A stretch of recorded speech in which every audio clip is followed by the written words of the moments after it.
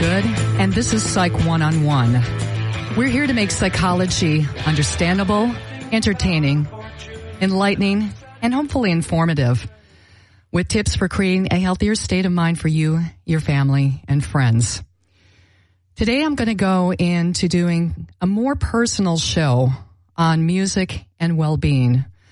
I've been a musician for most of my life, and I want to pay homage tonight with two of my favorite musicians who I've had the honor to work with on and off for many, many years over at Long Beach City College. And first of all, I would like to go in and just make a statement about music, because I think music means so many things to so many people, and it's such a personal form that a lot of us just sometimes don't even think about the true meaning of what music means in our lives. Music is a universal language, a window into the soul. It travels beyond what we can comprehend logically. It speaks to nearly everyone on this planet with one melody or another. Music makes us humane. And it's also the rebelliousness and freedom within structure that a lot of us don't think about either. And from a scientific standpoint, Plato once said, music gives a soul to the universe, wings to the mind, flight to the imagination, and life to everything. And Albert Einstein once stated, if I were not a physicist, I would probably be a musician. I often think in music. I live in my daydreams in music. I see my life in terms of music, as do I. Tonight, my guests are Tom Dustman, a music educator and the choir director over at Long Beach City College, and Kevin Kearney, the pianist extraordinaire who has had the privilege of working with Tom for about 24 years now. And a little bit about Tom. He's been a music educator for 40 years. And sadly, on June the 6th, he will retire from his beloved Long Beach City College, where he developed the very popular and successful commercial music program. Kevin has been a pianist since he was 8 years old. He attended Golden West College and Orange Coast Community College. He also attended Cal State Long Beach and received his bachelor in piano performance. He has worked with Tom at Long Beach City College since 1984, and currently he is studying a Master's in Music Studies at USC. Thank you, gentlemen, for joining me. Welcome. Hi, Julie. Pleasure. Hi. Thank you. It's a pleasure to have you on. I want to open up with that Long Beach City College had a retirement party for Tom last night that about 50 of his closest friends and family attended, and I was also in attendance, and it was very heartfelt and heartwarming, and just such a testimony to both of you for the history that you've created at Long Beach City College. Thank you so much. Yeah, that was quite a bash. Yes, it was. I would like to start off with asking both of you, what do you think makes music such an important part of people's well-being? Well, Kevin, why don't you go ahead first, and then I'll go off that. Well, I just think music helps people in so many ways. It can help you cope with personal problems, personal difficulties. If you're going through a rough part in your life, music can be an outlet, especially, for somebody that's not a musician, just listening to music can be so therapeutic, to anybody, musicians included. But if you're a musician yourself, being able to express yourself through your instrument or through your voice or through composition or whatever is just an amazing way of channeling, whatever emotions you're experiencing and creating something at the same time. And for me, music has helped me so many so many times in my life, or on a day-to-day basis, really. I think it's just an amazing gift from God or whoever you want to say it's from. It's just out there, and it helps everybody, I think. And Tom? Well, I agree wholeheartedly with Kevin. And as a vocalist, I don't think there's much difference as far as the feeling that you get from expressing it. I really love the fact that it makes no difference what level you are. As Kevin said, when you don't even have to be a musician or a performer. You can just like to listen to music, and everybody does. Everybody has their own favorite kind of music, and I think it does the same thing to everybody, but it all sounds so different. Maybe it's a little bit like golf. You know, you don't need to be a professional golfer to, one, play golf or appreciate it. And with music, you can enjoy it at any level. The best musicians in the world are not privy to the enjoyment of it. It can be somebody at an entry level, when, of course, we all were at one time, just coming in, learning how to read music and the scales. And you don't even need to read music, of course. It's kind of magical. No, it's not kind of magical. It's magical. It is. Mm-hmm. And I just love that. And everybody can share it at whatever level they're in at, and get the same amount. You know, you could scale on one side would be ability and all of that, but on the other side, part of that scale would be how much you enjoy it. And somebody who is maybe not very good, as maybe we could judge them as being, which wouldn't be fair, but they would maybe say they're not as good as somebody else, and yet their enjoyment level might be higher than somebody else. So that's the magic part of it. It is. It transforms you into another state of mind. You know, you may be feeling like very sad and lonely, and you throw some tune on that you really connect with, and then all of a sudden you're out of that space and out of that time of being alone and sad, and it takes you someplace else. You can only be in the moment when you are listening to music most of the time, or especially performing. You are so in the moment. So I would like, can you tell us a little bit each personally about how music has transformed your lives? Go ahead, Tom. Oh, you want me to go for okay? Well, okay. Well, it's helped me make a living my whole life, and to make a living at something that you enjoy as much as I enjoy music is kind of a miracle in that sense. And as a choir director, I start at the beginning. I give the students, people in my groups, a song, and then we start one note at a time, and we learn it. And if you don't enjoy that process, it could be, you're just waiting around for the concert. That would be kind of a drag. So I just enjoy all of that. And I've had the good fortune of standing in front of some wonderful singers. And some of them learn by looking at the notes, and some of them learn by listening to them, and then they can sing them back. They have great tonal memory. And again, I don't think it makes any difference which way you go about learning the music. It's what it does to you when you do learn it. And then I try to take it to as high a level as I possibly can, depending on, again, the people in front of me. Make them try to see that to learn it to the best of their ability will make them and the audience that we perform for everybody feel better. And that seems to work. They get better and better, and they enjoy it. If you don't enjoy that process, that's sure a waste of time. But I can tell that most of the people that I stand in front of and wave my arms enjoy that process. Yes, and you do make it enjoyable. That was one of the things that was brought up last night several times as to how much fun you are to work with, and I highly agree. And you have to make it fun, you know, and you've done such a great job, both of you, at doing that, of bringing sheer joy into your work and the process. And I've had the privilege of being in the evening jazz choir several rounds.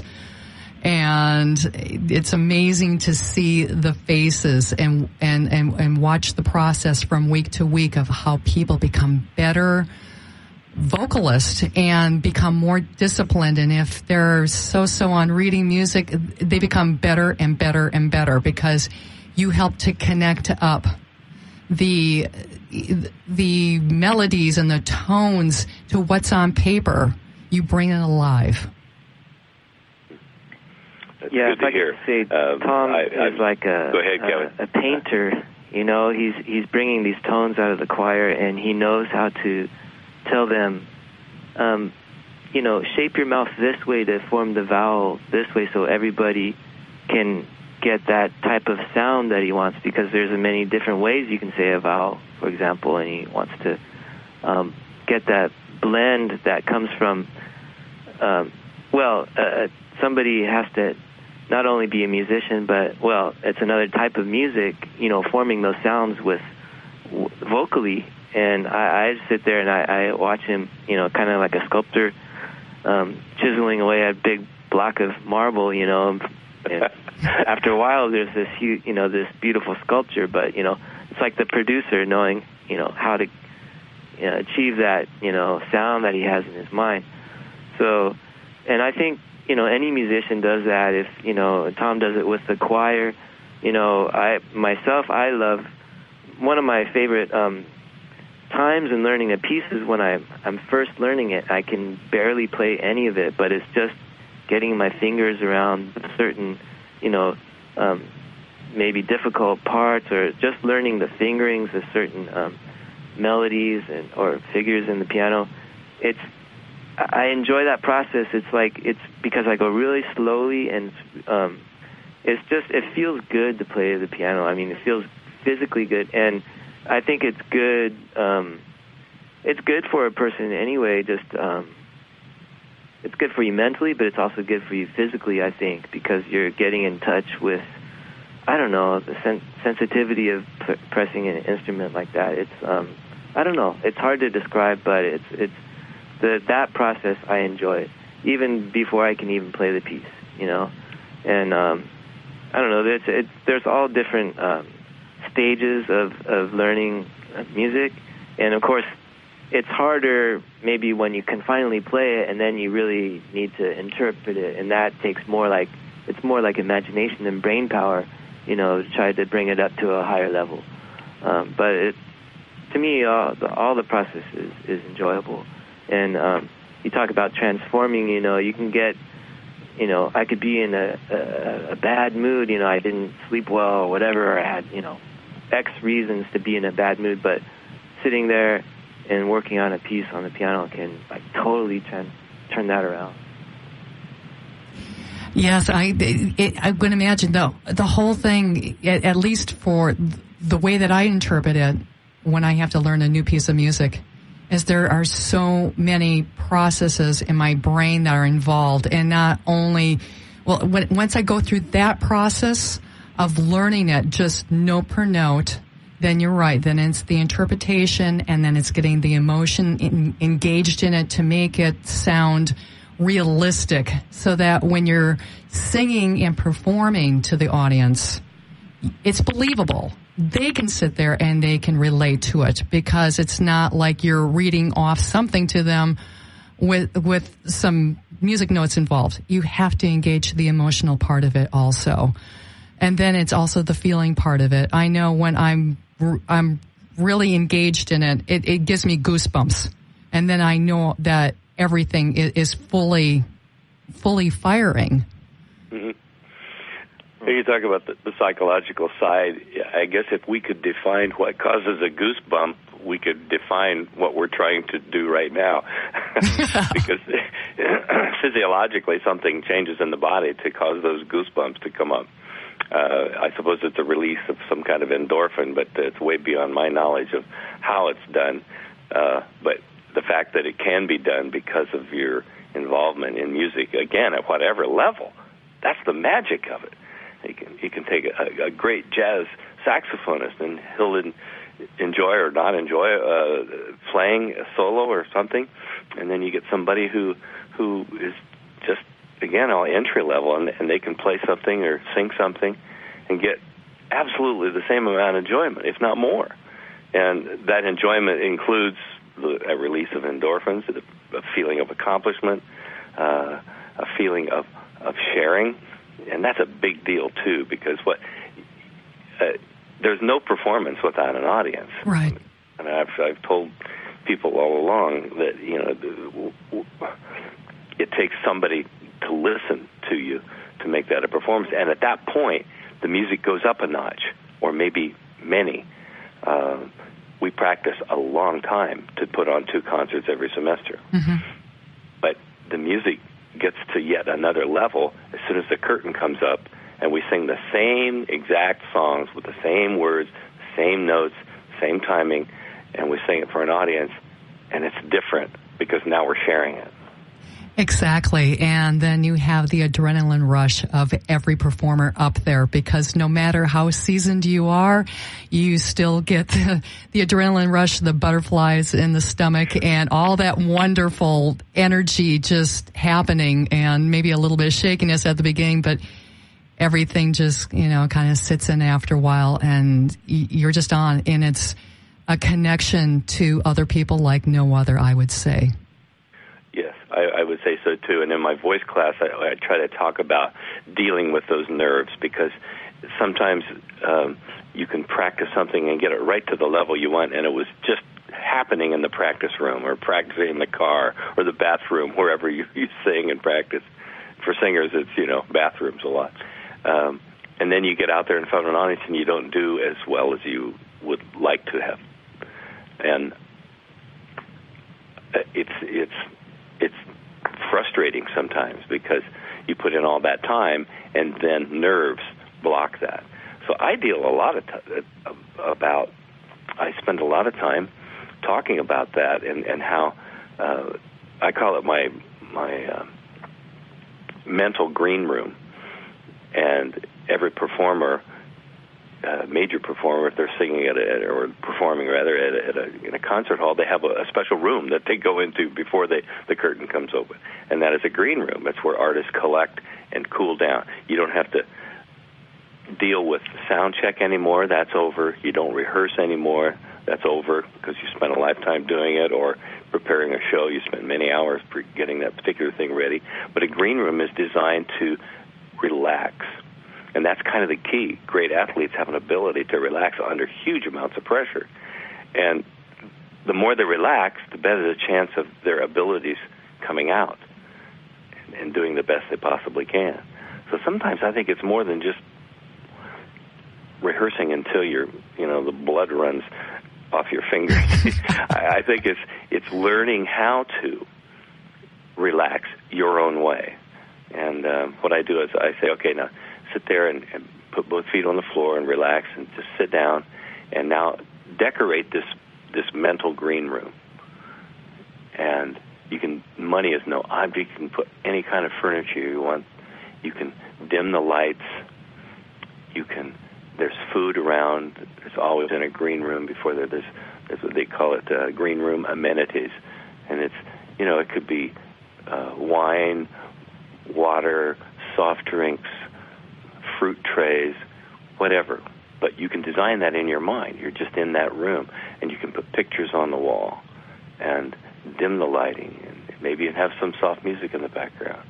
Well, while I'm doing this to my voice class, everybody's got their eyes closed, and I really have a tough time sometimes bringing them back. I say, okay, you're all chickens. It's almost like a form of hypnotism. But here's the point. I said, while you were doing that, all those moments that you spent creating that mental space, you were not being nervous. And they're like healing moments. and it really, I think it helps them a great deal. The earth will also continue to turn, and the sun will come up and down and all of that, regardless of how good or bad we do. We need to take more pressure off ourselves. And the more pressure we can learn to take off ourselves when we perform, the more likely good things will happen that we did rehearse. The good things that we will remember the words, we will remember the fingering, we will remember the timing, and we'll connect at a much higher level. Fear is a very low level. It's what makes cavemen run from saber-toothed lions. Right. It sucks up a lot of energy that's unnecessary. So, it sucks up a lot of energy. You're absolutely right. Yeah. So, and I've watched you almost put the choir into a meditative trance there for a while, so I definitely witnessed that. And I think it's also incredible to mention that both of you have worked from various age groups, from anywhere from children to probably mostly teens on up to the 80s. There have been a few parts of the choirs that I have been happy to get to know, and the people that have been in their 70s and 80s and just unbelievably alive. Just such a gift to have around. Just their sense of humor and musicality and all their life experiences. Can you talk about working with different age groups of students, and what made you keep on being teachers for so many years? Let me throw this to Kevin, because in my voice class, actually at Long Beach City College, it's like a one-room schoolhouse. You have people of all ages, of all different abilities and levels, all in the same classroom at the same time. Now, that could be a daunting problem for somebody, but we like it. I've seen how Kevin relates to all ages. And then for the voice class, he works with them individually in his practice room. So over to you, Kevin, on that. Yeah, well, I mentioned to you, Julie, before that, an accompanist and the singer, it's kind of like, a hairdresser and his client, people come in and they talk to me about their lives, a little bit while we have our 15 minutes to to rehearse. So I get to know a lot about people, certain things. And when people want to open up and they want to tell, sometimes people they'll tell me stuff about their lives. So anyway, I come to realize, how important music is to these people, and so many wonderful people that I've worked with over the years at the City College. But yeah, as Tom mentioned, all age groups. There's I know people that are in their 80s that are still active. This one dear friend that she's she still sings every week beautifully, and she I think she's in her early 80s, but she drives herself to the college. She's independent. She doesn't have so many of the problems that I've seen younger people have, and I think a lot of it is because she looks forward to that music, and she lives through that music, and she loves to perform. And I really do think that music keeps a person young. To be able to express yourself and say something significant and that people can relate to. And I see how the young kids in the class love to hear her sing, and to other people in the class, because they're seeing, this wisdom that an older person has that just comes out. A person can interpret song lyrics, in a much different way, or maybe a more meaningful way, when a person obviously has lived through certain life experiences.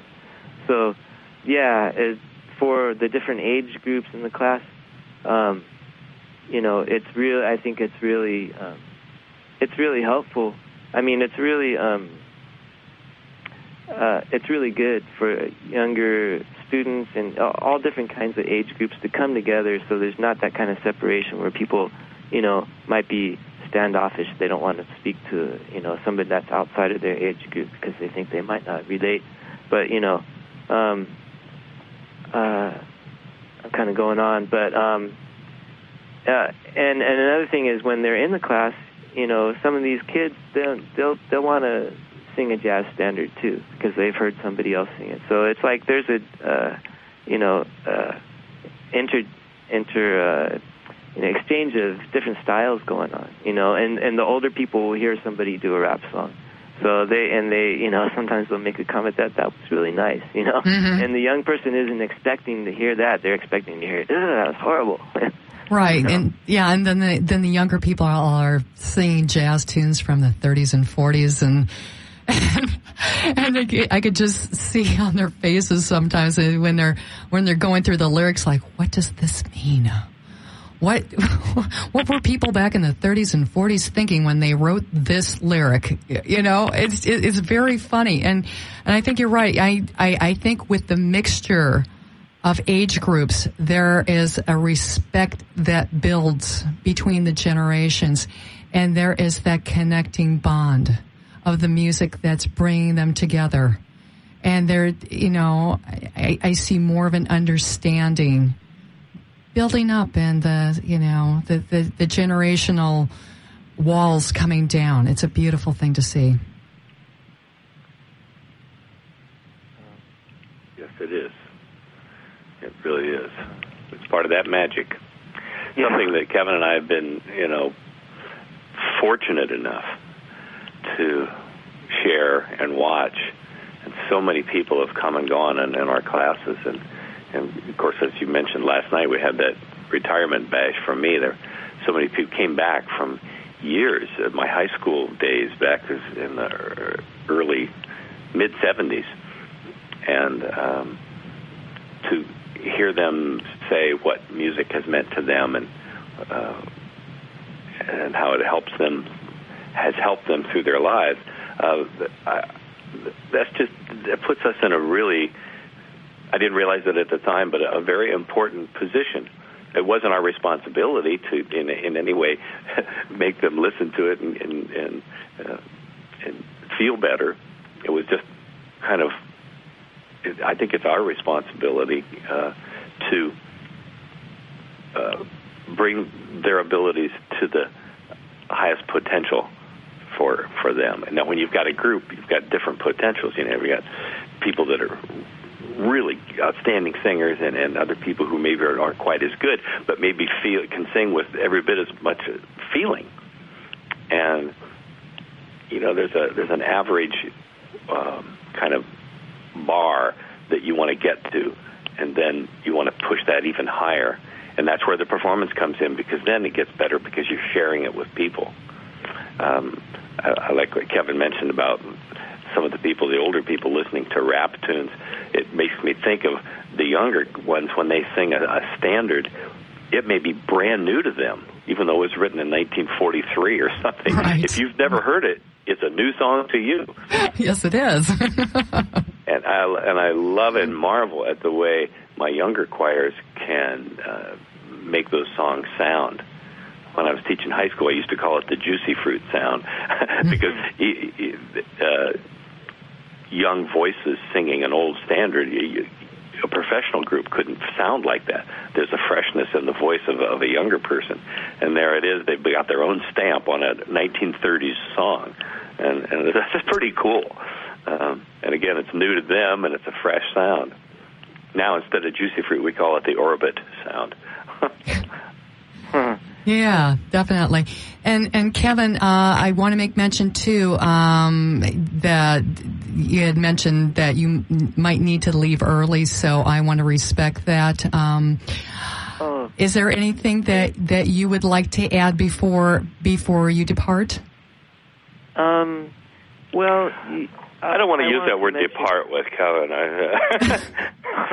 It's dearly departed. Right. Before I depart, you leave this planet. It's 7:29. He's got all kinds of time. Go. Right. Give me a few more minutes. No, I did want to mention that about the community college, and the aspect of people coming. So many people that I've worked with over the years seem to come to the college with maybe rebounding from some event in their life, or a job change, or they've gone through a relationship problems, or a divorce, or they've had a car accident, or recovering from addiction, and they come to the community college and they take these classes, and they're nurtured by these, well, in our case, music classes, and they might take a few exploratory, classes, and then after a couple of semesters, I talk to them, and they say, "Oh yeah, I'm taking all these GE classes now, and I decided to work on, a degree, and I think it serves such a important bridge in people's lives that really need an outlet, and they don't know exactly where they want to go yet, but they might come and they take a singing class, or they'll take a piano class, and they find that, number one, they can deal with, it's good to have some order, to complete some assignments and stay with it, and it gives a sense of accomplishment, and it also, creates confidence, and it gives people an idea, well, there's another alternative to, sitting around, I might be unemployed, but I don't want to just, sit inside my house and dwell about my problems. So I can be out here learning something, and it creates maybe opportunities for people to help themselves. And I think it's it's sad that the state seems to be, they want to discontinue that, but I don't want to talk negative stuff, but it's been all these years that, I've been with Tom at the college, and we've seen so many people come through, and I've seen so many people that are inspiring to me, maybe somebody's recovering from a horrible auto accident, but they're dealing with the pain, but they're taking, choir or something, and it's really neat to see that kind of healing, going on. Yeah, it's music therapy. And for the listeners who don't know what's happening, the state of California, during its budget cuts, have cut out approximately 50% of the funding to all schools for music, arts, and drama programs. So there has just been substantial cuts in what I believe we need to have in our lives. We need to have the creative outlet.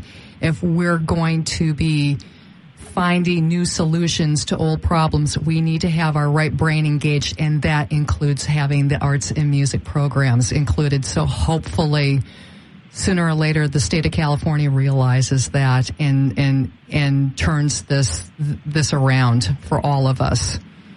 I just want to make mention of that because a lot of people probably don't even realize that.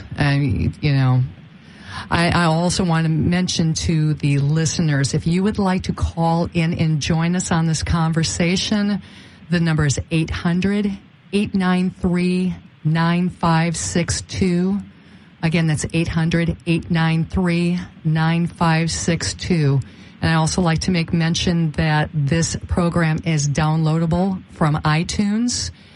It is under Psych 1on1, and that's PSYCH, the number 1, ON, and another number 1. So, Kevin, would you like to make any more mention on anything that we've talked about so far? I was just thinking, for me, and I think for a lot of people, music provides a kind of order, learning music, not just because it's, there's some math involved, not complicated math, but, dividing rhythms, music into beats and measures, and learning. I know for me, when I was saying it's one of my favorite times is learning a piece from the very beginnings, because it's a tactile experience to go through a piece and learn something slowly and in time. And you build confidence when you know that you can play it at a certain tempo, and then you can gradually bring that tempo up. And I think music, for me, creates, there's a place where there is order, and it's kind of like an ordered creative universe, but it's kind of like different from the order that's, in our, it's not the same kind of order that you get when you have to have when you're paying your bills or whatever. Yeah. It's a different type of, but music is kind of like organized sound, and that type of, I think it's interesting. I think it's beneficial to people, to learn music, and also, to be able to express themselves that way.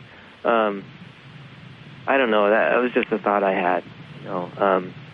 I'm studying medieval music right now, and they talk a lot about the order, and music is classified as part of like mathematics and arithmetic, and it's part of rhetoric, and poetry is part of, they considered poetry to be music too, like this one and the same. Anyway, but just the concept of order, and it can be so creative, but it's kind of like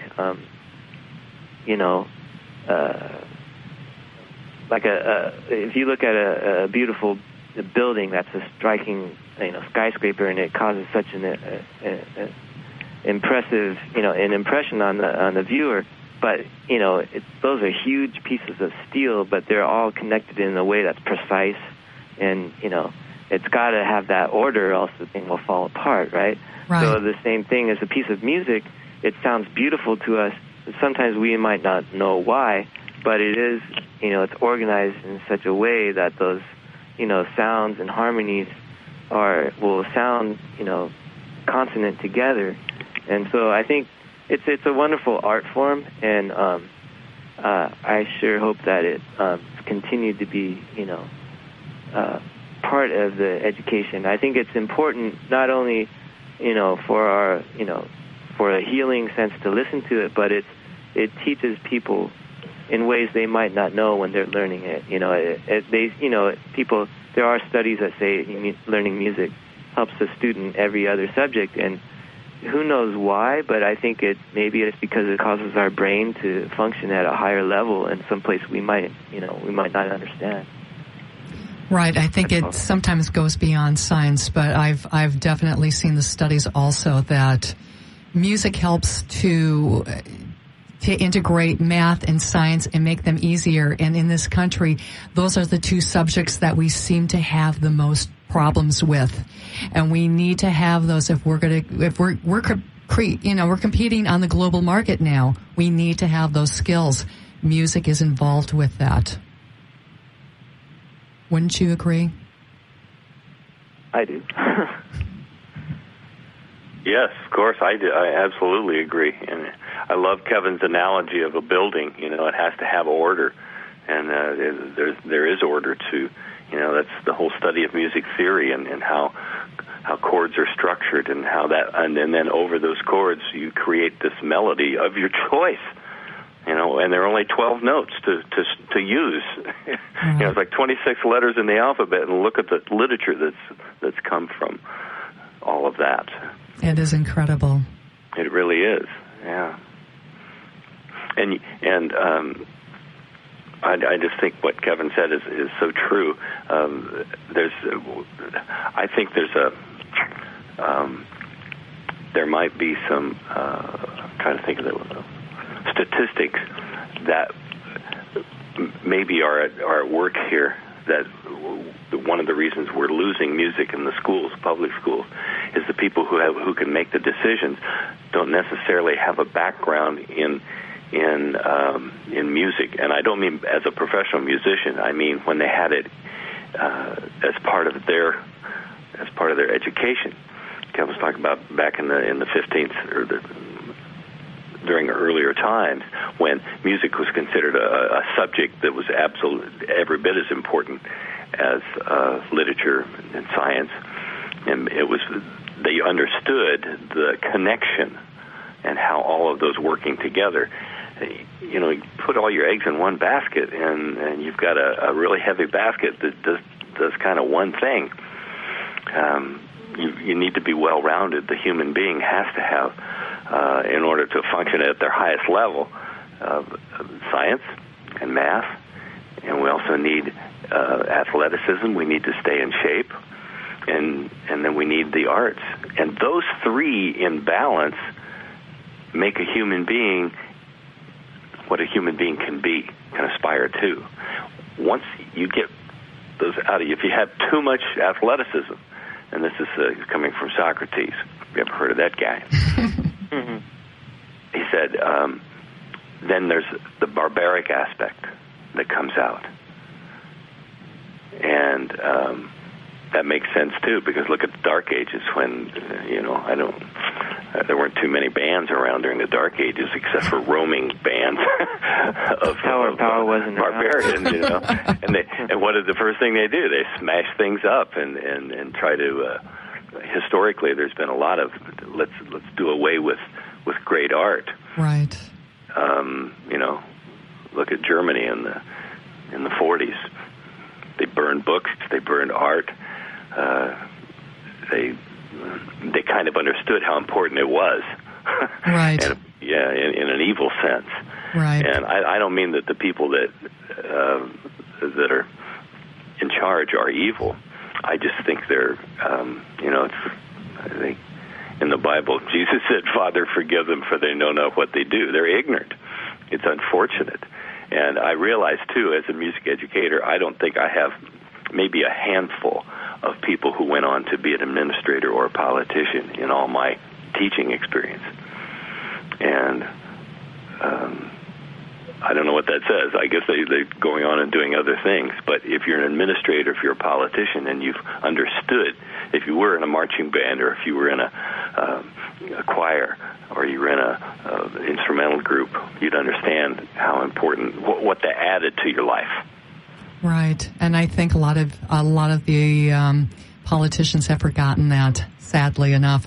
Where do you think the future of music and music education is headed? I think it's going to be quiet for a while. I really do.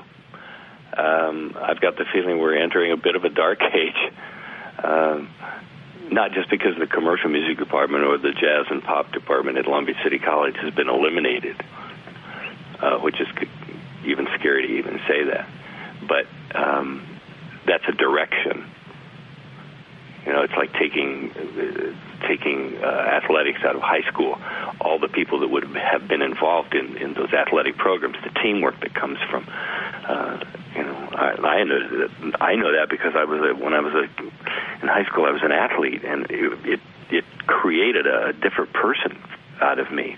If it would have been all athletics, I think I would have been a little bit barbaric, but it was tempered with music. Right. But the same kind of teamwork that you have on any kind of team is the same thing you have when you're in a group and you work together. We're in this world with other people, and when you put something at a high level together, you learn more about yourself, and you learn more about other people, how to get along.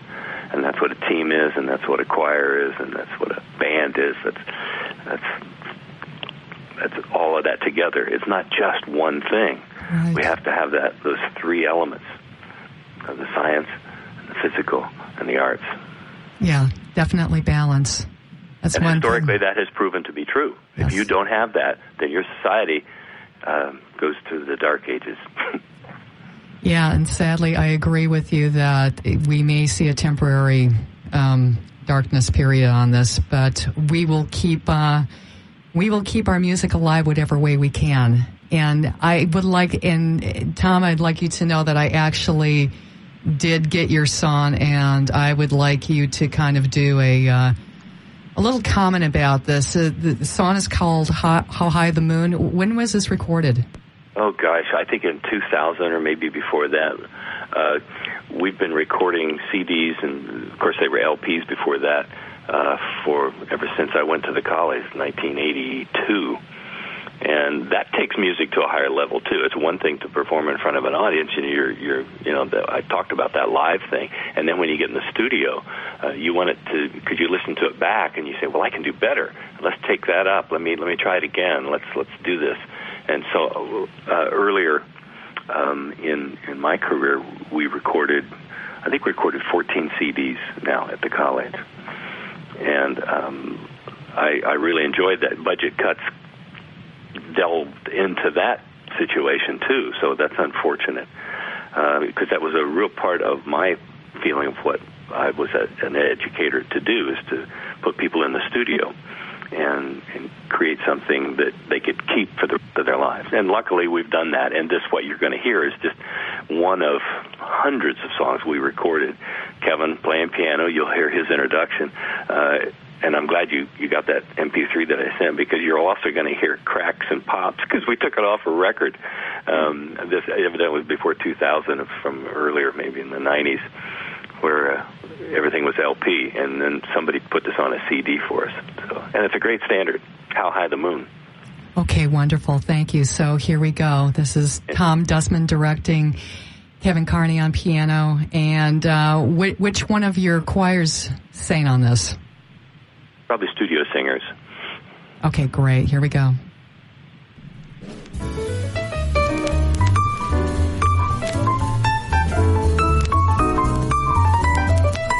Somewhere there's music, I paint the tune. Somewhere there's heaven, how high the moon. There is no moon above, love is far away too. Till it comes true that you love me as I love you. Somewhere there's music, how near, how far. Somewhere there's heaven is where you are. The darkest night would shine if you would come to me soon. Until you will be still, my heart, how high the moon.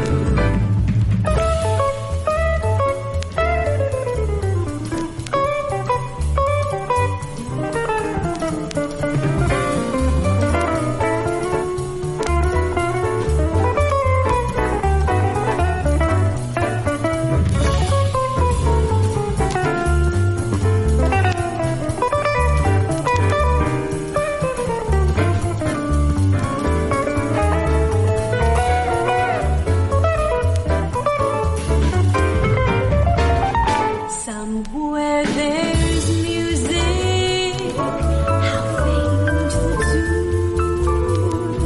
Somewhere there's heaven,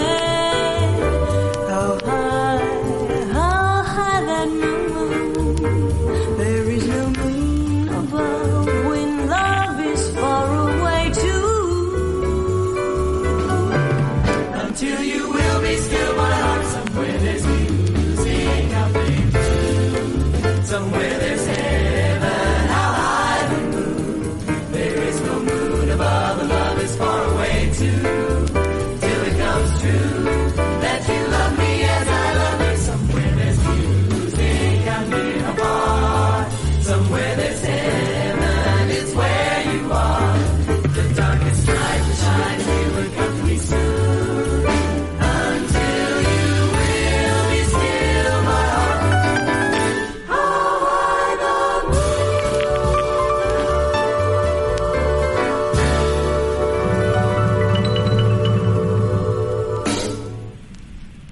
That was wonderful.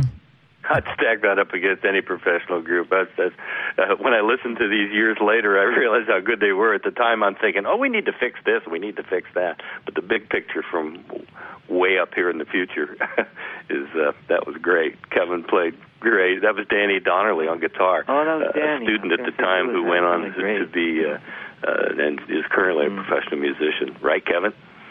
Oh, yeah. Danny's great. He's doing music full time, I believe. Yep.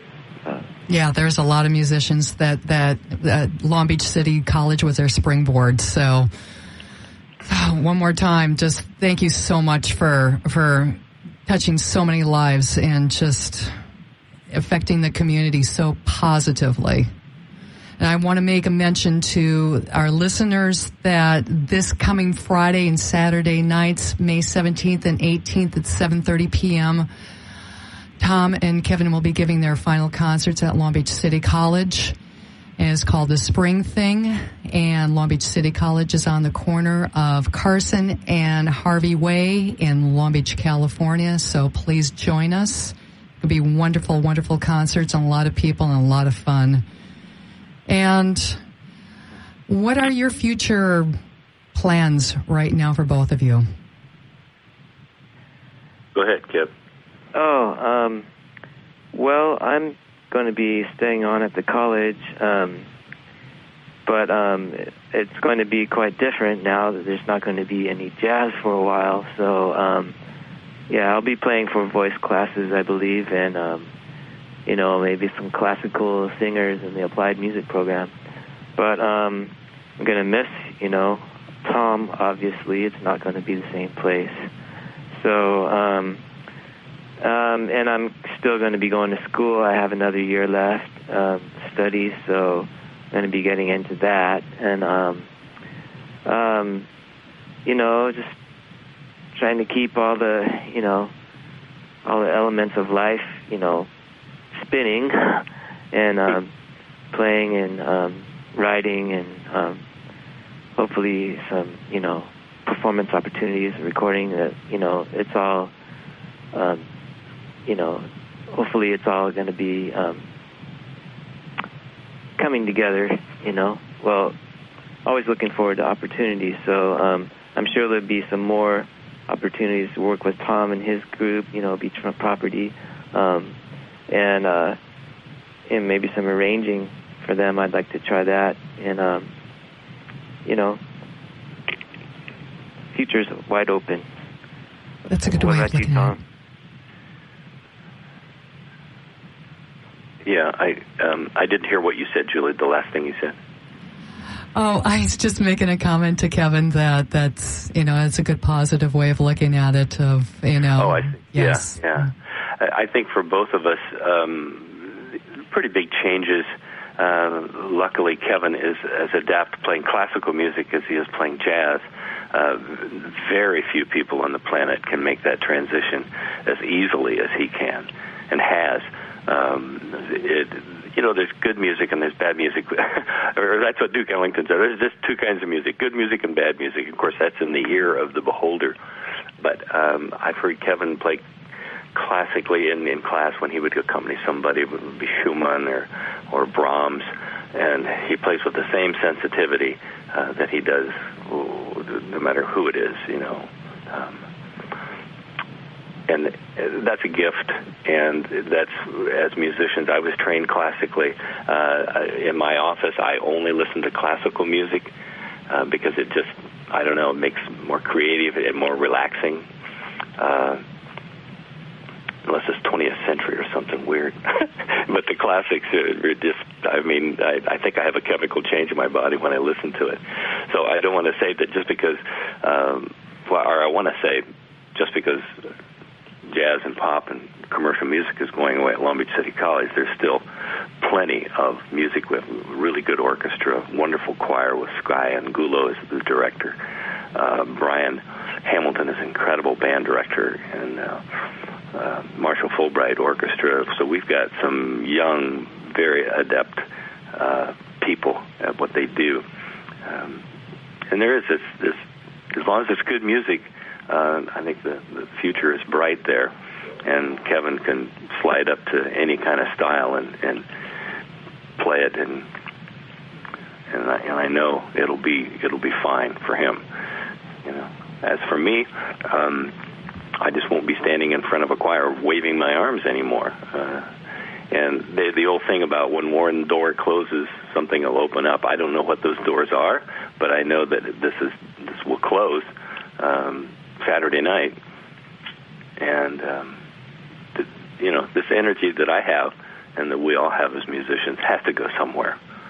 Right. I'm kind of excited. It's about. I don't know what it's going to be. It's like when I write, I can't wait to hear what I'm going to say. Right. And I think that's the good thing about being a creative person. If you have faith and confidence in your energy, something will come along. I agree. And thank you both so much for joining me on Psych. Hey, Kevin made it the whole distance. You did. Thank you, Kevin. We're honored. To say, man. He's got so much to say, and it's so eloquent. This party was too good to leave. All right. Well, thank you. Thank you, everybody, so much for joining us.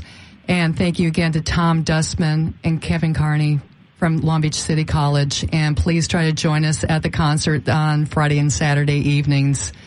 And thank you so much.